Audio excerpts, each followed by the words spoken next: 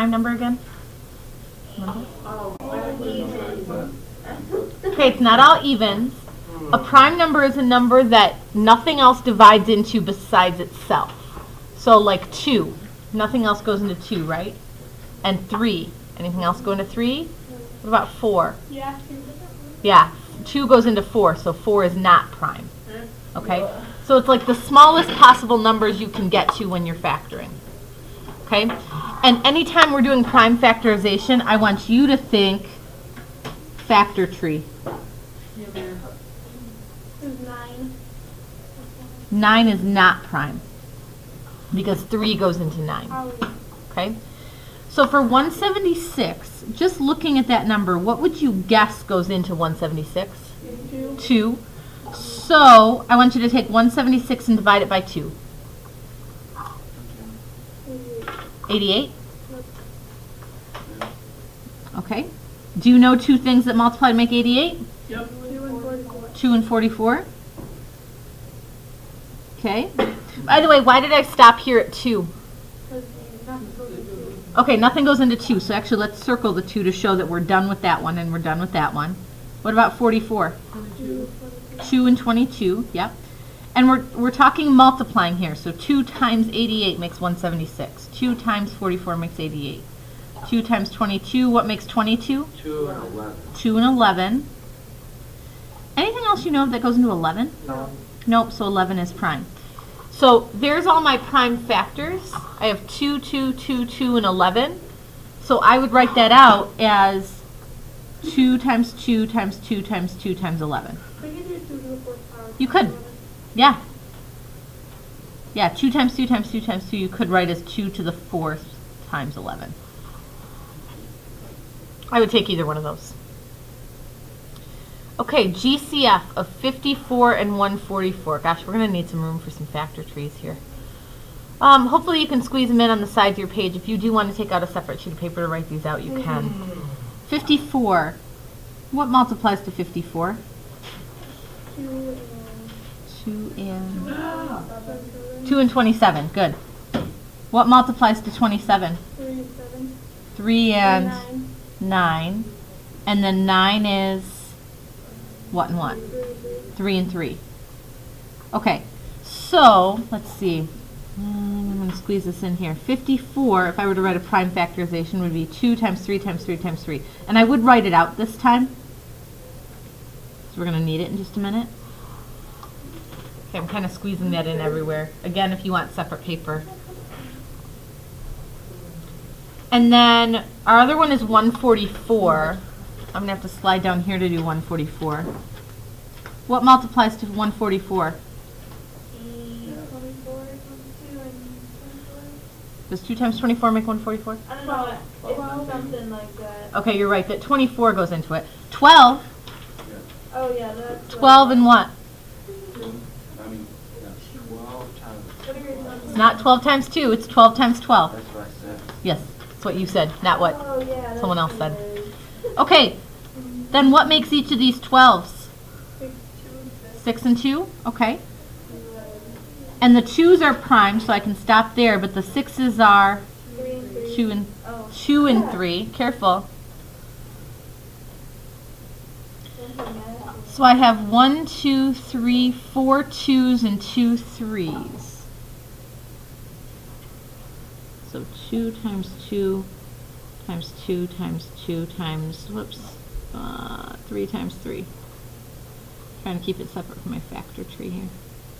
Okay, and so if we're looking for the GCF, do you remember what we look for in those lists?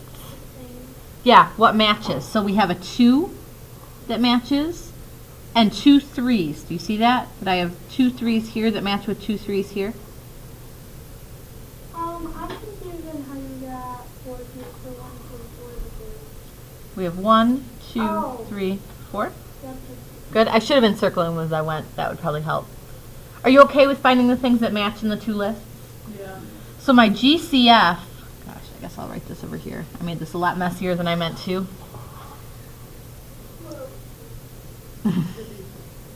The GCF would be 1 2 and 2 3s because that's what they have in common. What's 2 times 3 times 3? trying to turn it so it, there we go. 2 times 3 times 3?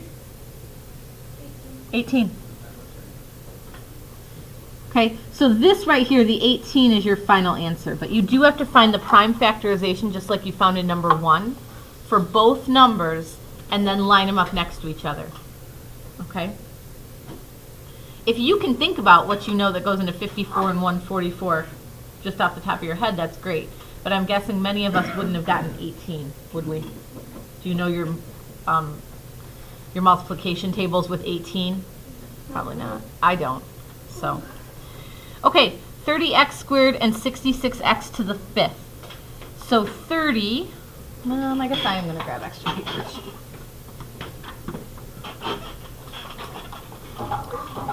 For 30, someone give me something that multiplies to 30. 10 and 3. 10 and 3? What if you had started with 6 and 5? Do you think you would get the same thing? Yeah, just be a smaller tree. Yeah, well, it would be a differently shaped tree. You would still end up with the same branches at the bottom. Okay? But you're right, 6 and 5 would probably keep it, like 10 and 3 is going to be a little bit lopsided. 6 and 5 would stay kind of equal. 3 is prime. What does 10 and 10 break down to? 2 and 5. Yep. Okay, so for 30x squared, it would be 2 times 3 times 5. How do we write x squared out? Times x. Good. Okay, now let's head over to 66. What and what makes 66?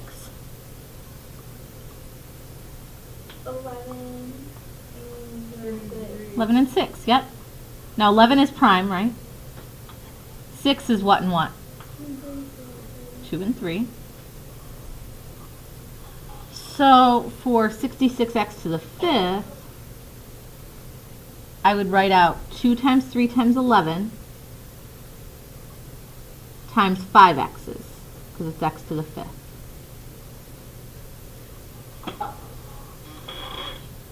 What matches? 2, a 3, and 2 groups of x's. So what would I write for my final GCF? Yep, 2 times 3 times x, which equals what? 6x squared, good. Yep, so 6x squared is your final answer for that one. Okay. She just called, I guess her daughter got sick, so. Well, that's true too, but some of the sickness is that. Some of it is just kid sickness, but yeah, it is, you're right. Okay, let's look at number 5. Number 5, we want to look for a GCF of 14, 28, and 54. Okay, I'm going to show you kind of a shortcut on this. We could do factor trees for 14, 28, and 54. Do you want to? No. No, me neither. But I look at those numbers. Do you know a relationship between 14 and 28? Yeah, 7. Okay, 7 goes into both of them, you're right. Does 14 go into 28? Okay, 14 times 2 is 28. So 14 goes into 14, and 14 goes into 28. Let's check and see if 14 goes into 54. I honestly don't know. You check it. No. No? Thought that was going to be a lot easier. Okay, what else do we know that goes into 14? 7. Does 7 go into 54? Yeah.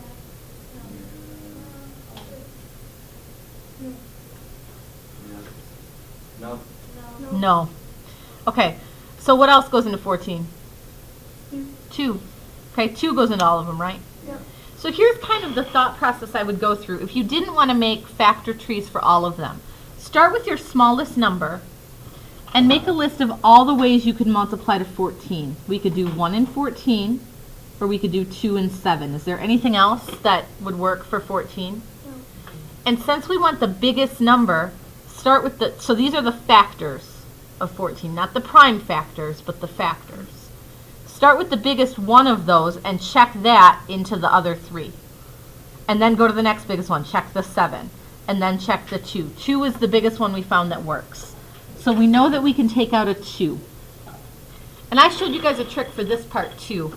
if this one has 3 y's, and this one has 2 y's, and this one only has 1 y, and I need to take the same amount from all of them, what's the most that I can take?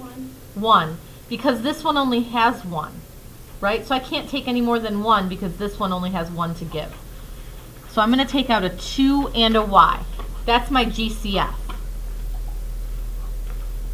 But since we're factoring, we need to figure out what's left over now. So 2 times what would give me that 14? 7. And if you weren't sure, you could do 14 divided by 2. And then I took out 1 y. We have 3 y's here, so what's left? Y to the second. Good. Okay. Now, if I take 2 out of 28, and I'm dividing here, really what I'm asking is 2 times what would give me 28? You can divide it on your calculator if you need to. 14, yep. And how many y's would I have left? Y to just 1, yep. And then let's take 2 out of 54. And when I say take out, really I mean divide. 54 divided by 2? 27. So minus 27. And I took out 1 y, so does this have any y's left? Nope. So that's it, factored. And if I did the distributive property with this, it should take me right back up to this. Okay, so let's talk survival strategy on your exam. If your exam is multiple choice and you don't know how to factor, but you have 4 choices that look like this, could you do the distributive property for all 4 choices and just check which one comes out to be the question? Okay, so keep that in mind, that I'm not going to know how you got your answer as long as you get the right answer, okay? I felt like there was something else I'd say there. Oh, how did I know this was a plus and this was a minus? Yeah, I just took them right from the original. Okay, so this goes with this piece, this goes with this piece, this goes with that piece. Okay, let's move over to these. Trinomials. Underline that word trinomial. Trinomials look like this. X squared plus bx plus c. Whoops, sorry, can't see it. X squared plus bx plus c. And we want to find numbers that multiply to the number on the end, but add to the number in the middle. Does this sound familiar? Add and multiply?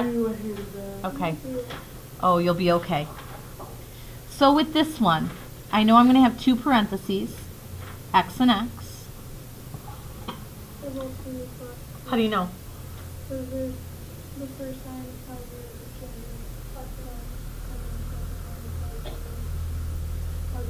Okay, you're on the right track. Tells you it's going to be the same. Good. And then whatever the first one is what. Perfect. Yeah. This tells you, the plus sign here tells you your 2 signs are going to match because we have to multiply to make a positive, and you can only multiply to a positive with 2 pluses or 2 minuses. And then this sign tells you which one it is. Okay, so these are both going to be plus. Now let's make a list of all the ways we could multiply to 18. And here's how I would do that. I would start with 1. 1 times what? 18. Do 1 and 18 add to 9? Nope, so that's not our right option. 2 times what makes 18? 2 times 9. And if you didn't know, you could divide. 18 divided by 2. Does 2 plus 9 make 9? Nope.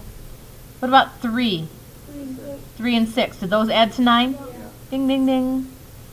And since they're both pluses, does it matter which one I put where? Nope. Now, would you know on a multiple choice test, if you came out with x plus 3, x plus 6, and the answer said x plus 6, x plus 3, you would know that that was okay, right? Okay, good. And again, if I FOIL these back together, that was what we did on Friday in your review packet. If you FOILed those back together, it should come out to this. So if you had to work backwards, you could. Okay? Okay, let's look at our next one. I know it's going to be an x and an x. Thoughts about my signs? How do you know? Okay, second one's negative, so I need to have 1 positive, 1 negative. And my numbers now, instead of adding to 7, because when you add a positive and a negative, that's really like subtraction. right? Like when we did 7 minus 4, didn't we say we could write that as 7 plus negative 4? So adding a negative is really like subtracting. So I need a pair of numbers that multiplies to 30 but subtracts to 7. Anyone think they can just come up with it? Do those subtract to 7? 10 and 3. There you go. Again, if you didn't know, what I would do is I would say 30. Okay, what times what makes 30? 1 and 30. That's not it. 2 and 15. That's not it. 3 and 10. There you go. Those subtract to 7. What the 10 the X minus 10? Well, let's think about it. We need it to come out. Oh, I can't read. Is that a plus? Yeah. Okay, because I scribbled over it. So we need it to come out to be a positive 7. Would we rather have a positive 10 and a negative 3? Yeah. Right? Because 10 minus 3 makes positive 7. Always the bigger number go with the Yeah, sign that becomes. that's right. The bigger number matches this one. When you have that 1 plus 1 minus situation, the bigger number matches the one in the middle. Okay? Good? Okay, let's try one more of those. What do I know about my signs in number 10? Well, No, not the quite. negative is positive. Yeah. Yeah. If this is negative, I'm going to have 1 plus 1 minus. And the Okay. bigger one's gonna be Bigger one's going to be minus. That's right. So we need multiplies to 50, subtracts to 5. positive, positive. Good. Positive 5, negative 10. Does 5 minus 10 make negative 5? Yes. Yeah. Doesn't the 10 go in the side? Or in the plus? Nope, because we want our bigger number to be negative, Oh, yeah. right? And again, you can always ask yourself, if you're not sure about that, just put the numbers somewhere and check it. And say, this is positive 5 and negative 10. If I add those together, it makes negative 5. Good? There's only 2 problems in Oh, awesome. All right. What's that? Is it possible what? the Oh, it is. They'll peel. They're gross. Oh, what hurt? All right, I'm going to try to do this just all in one video since there's only 2 back here. Wait, we're on video? Yeah, we are on video. Talking about burned lips. Okay. You're on video. Okay.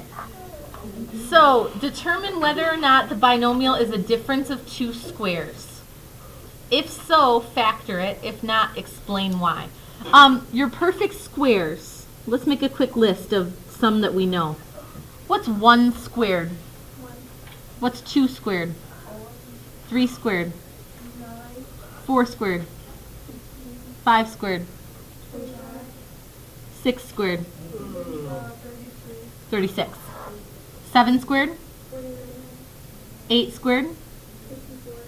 54. 9 squared?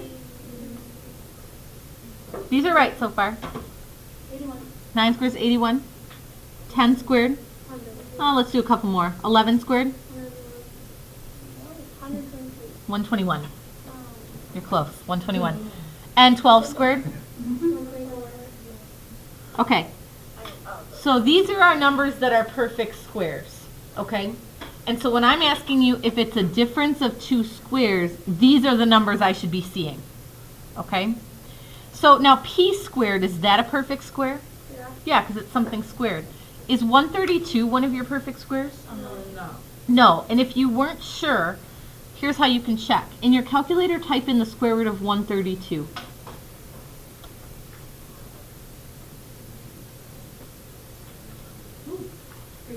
I got 11. Crazy decimal, right? Crazy decimal. That means it is not a perfect square. Okay? So this is not a difference of 2 squares because 132 is not a perfect square. Let's write that. Not a difference of 2 squares because 132 is not a perfect square.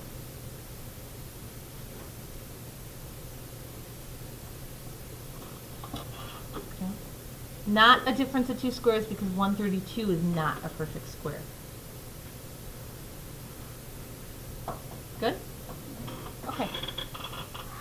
Let's look at number 19. Okay, same thing. Now those numbers are perfect squares, okay? And your trick for factoring perfect squares, you're going to want to write this down. So if you have two perfect squares with a subtraction, it has to be a subtraction here. You do the square root of each one, which would be a and b, and you just do 1 plus and 1 minus. So what's the square root of 16x squared? 4x, good. Because square root of 16 is 4. Square root of x squared is just x. What's the square root of 49? 7. So we're going to do 4x plus 7 and, good, 4x minus 7. That's how you factor those ones. Now you might be asking yourself, like these ones specifically said, is it a difference of two squares? So you knew to check that. If you weren't sure, I would hope that these numbers that we wrote down here kind of pop into your mind, and if you see those numbers, that should jump out at you like, hey, this might be a difference of two squares. But if not, anytime you've only got two terms, as of right now, as of what you know right now, the only way you could factor it is with a difference of two squares. So anytime I give you something with just two pieces and I say, here, factor this, you're going to want to check for squares. Okay? How do you feel about this stuff? Yeah? Okay, good. Probably that's going to keep happening because we get more recent and more recent and more recent. Okay? Okay. You guys are getting a little bit of slack cut for you today.